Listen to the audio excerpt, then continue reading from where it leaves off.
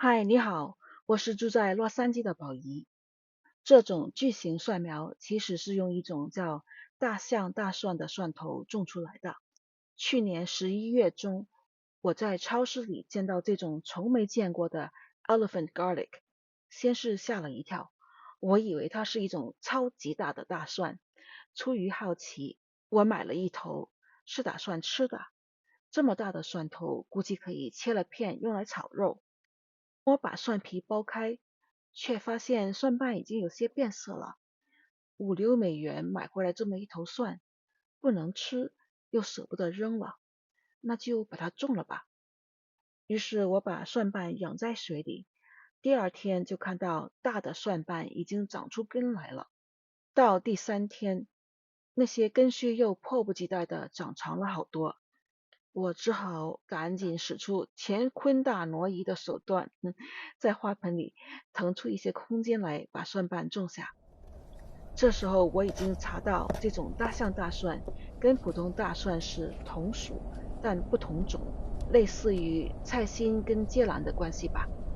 而大象大蒜跟韭葱，也就是 leek，是同种的，类似于芥兰与西兰花的关系吧。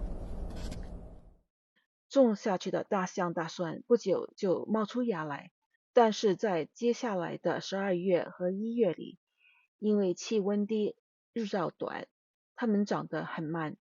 我没有怎么留意它们，也没有做任何管理。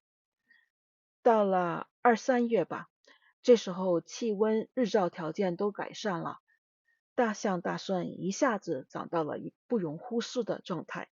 这时候，同一个花盆里的恐龙羽衣甘蓝似乎愿意生长了，那就只好把大象大蒜拔了。没办法啦，羽衣甘蓝是宠儿嘛。大象大蒜的生长周期跟大蒜类似，如果这些植株能够继续生长的话，它们的鳞茎会膨大，之后也会抽苔分瓣，整个过程需要大半年的时间，很考验耐心呐。我本来就是种着玩的，没有给它们留出足够的空间，土壤的深度也不对，所以今年就先吃一吃大象大蒜的蒜苗吧。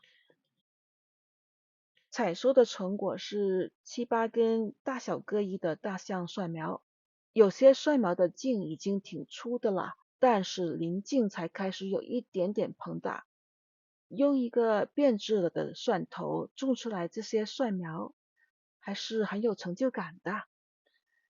同一天，我也采收了之前种下的真正大蒜的蒜苗，它们生长的时间和大象大蒜差不多。还有就是刚好有邻居给了我一些韭葱苗，这样我就可以把普通大蒜苗、大象大蒜苗、韭葱苗3种放在一起做一个对比。普通大蒜苗的蒜味最浓，韭葱苗的质地最粗。大象大蒜苗既有蒜味，也有韭菜味，但是浓烈的程度不如大蒜和韭菜。然后它还和韭葱一样有甜味，而且出乎意料的是，它的质地很嫩。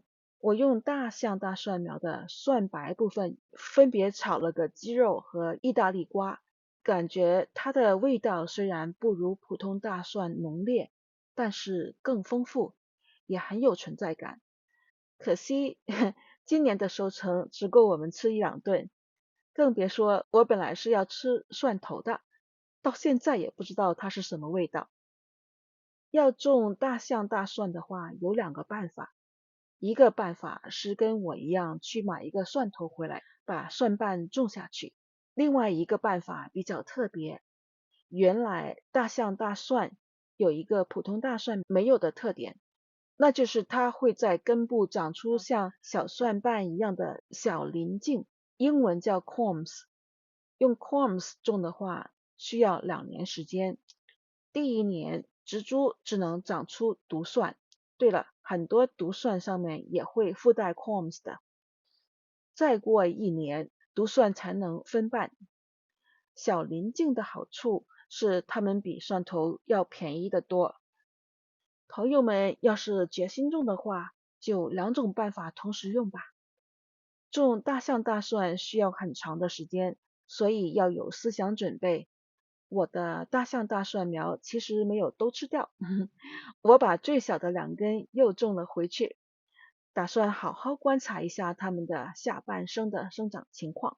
如果长得好的话，我会再分享的。请帮忙点个赞，订个阅，多谢观看，下次再见。